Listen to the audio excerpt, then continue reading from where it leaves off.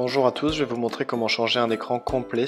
Donc complet, ça veut dire la vitre tactile assemblée à l'écran LCD avec les petites pièces détachées déjà assemblées, donc la caméra avant, capteur de proximité, réduction de bruit, l'écouteur interne, la plaque métallique qui vient protéger l'écran LCD, la nappe du bouton Home et son support.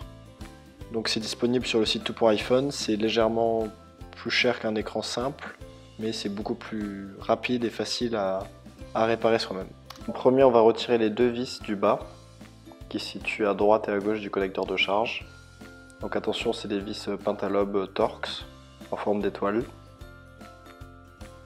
Ensuite, on va retirer l'écran de son châssis avec un Isezamo, donc une spatule très plate, ou alors on peut utiliser une ventouse. Donc faites attention à la nappe du bouton Home ici, puisque quand l'écran va se soulever, la nappe va être collée à la carte mère, donc il ne faut pas le soulever de plus de 2 ou 3 cm. Donc on passe la spatule entre l'écran et le châssis, et on fait coulisser doucement vers le haut l'écran.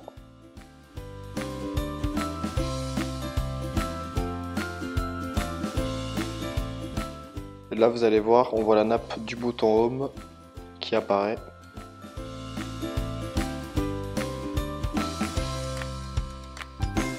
Alors, avec une pince, on va décrocher la nappe du bouton Home.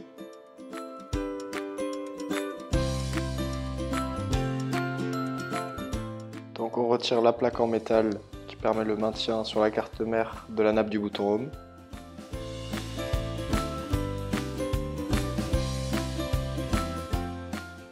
Donc elle est maintenue par deux ergots. Il faut tirer doucement et normalement elle se déclipe toute seule.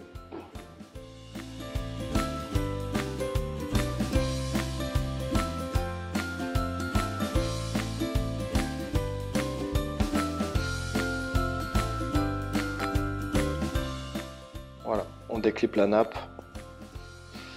Donc surtout ne mettez pas l'écran à plus de 90 degrés par rapport à la coque arrière. Sinon ça pourrait endommager les nappes du tactile, du LCD et de la caméra avant.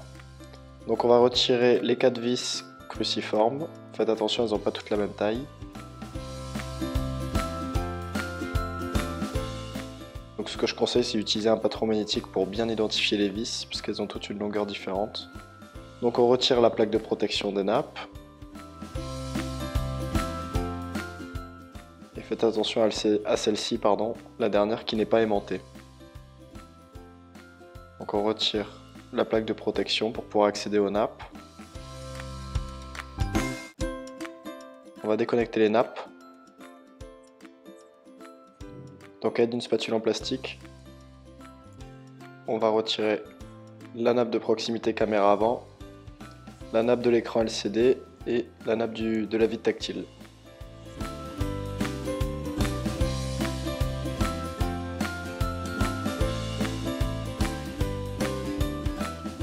On va repositionner l'écran sur la carte mère, donc on refixe les trois nappes, le tactile, le LCD et la caméra avant, qui fait aussi capteur de proximité et réduction de bruit.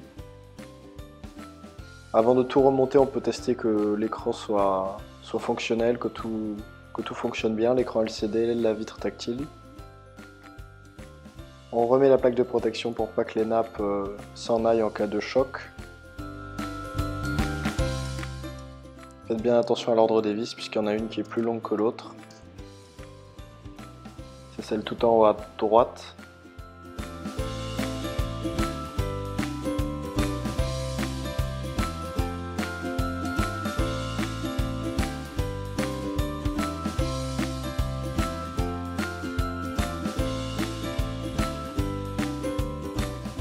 Donc cette vis est un peu plus compliquée puisqu'elle n'est pas magnétique, donc elle n'est pas aimantée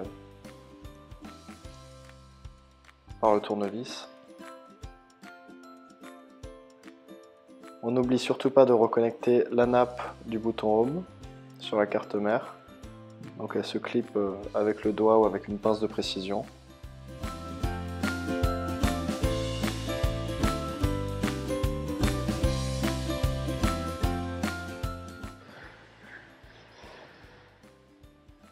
On lui donne la bonne courbure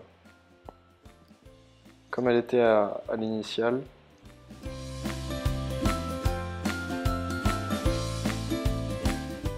On On n'oublie pas de remettre la petite plaque de protection du Touch ID. Et on va pouvoir reclipper l'écran en commençant par le haut sur la coque arrière.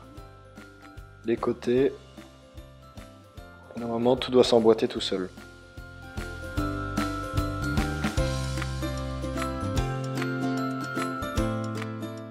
On va remettre les deux vis Pentalobe du bas.